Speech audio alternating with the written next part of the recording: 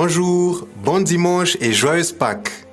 Qu'aucune circonstance ne te prive de la joie de Pâques. Sois dans la joie, car rien ne nous séparera de l'amour de Dieu. Dans mon dernier message, nous avions partagé brièvement sur le thème de la mort. Alors, en tant qu'enfants de Dieu, nous ne pouvons pas parler de la mort sans parler de la bonne nouvelle de la résurrection. Avant tout, disons un mot sur la Pâque. Elle est constituée premièrement de la Pâque proprement dite, qui a été accomplie par Jésus lorsqu'il est mort. Deuxièmement, la fête des pains sans levain, accomplie par Jésus lorsqu'il a été enseveli. Troisièmement, la fête des prémices, lorsqu'il est ressuscité d'entre les morts. Et ces trois réunis forment la Pâque. Sauvé ou perdu, chaque individu qui a vécu sur terre ressuscitera un jour. Alors je t'encourage à croire en la résurrection. Les Sadducéens sont un groupe de Juifs qui ne croient pas en la résurrection. Pourtant, ne pas croire en la résurrection, c'est méconnaître l'amour et la puissance de Dieu. Alors que Dieu nous a aimés tellement qu'il l'a prouvé à travers le sacrifice de son Fils Jésus-Christ, qui a le pouvoir de te donner par ta foi la vie éternelle.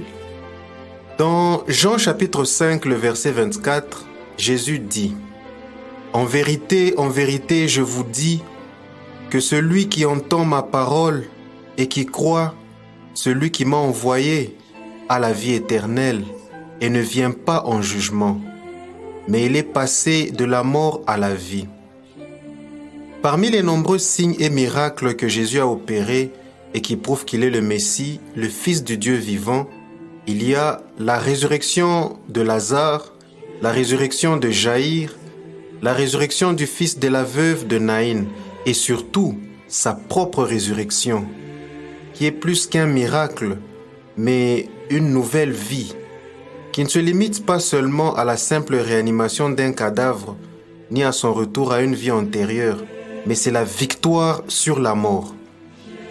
Alors la résurrection de Jésus-Christ est le fondement même de notre foi chrétienne. Paul dit dans sa première lettre aux Corinthiens au chapitre 15, le verset 17, « Si Christ n'a pas été ressuscité, votre foi est vaine. Vous êtes encore dans vos péchés. Pourtant, notre foi n'est pas vaine, car Christ est réellement ressuscité. » Je t'invite à espérer en la résurrection. Jésus reviendra pour l'enlèvement.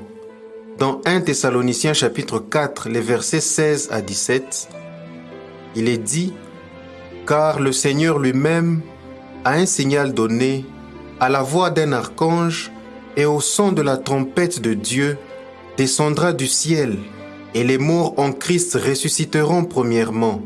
Ensuite, nous les vivants, qui seront restés, nous serons tous ensemble, enlevés avec eux sur des nuées, à la rencontre du Seigneur dans les airs, et ainsi nous serons toujours avec le Seigneur.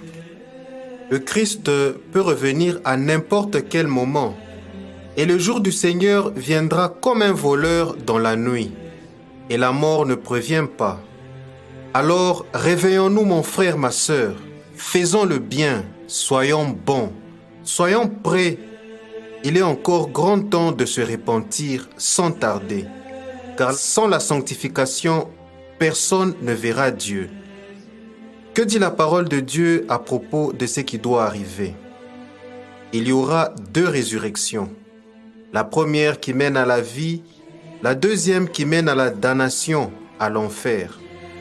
Jésus dit, « Ne vous étonnez pas de cela, car l'heure vient où tous ceux qui sont dans les sépulcres entendront sa voix et en sortiront.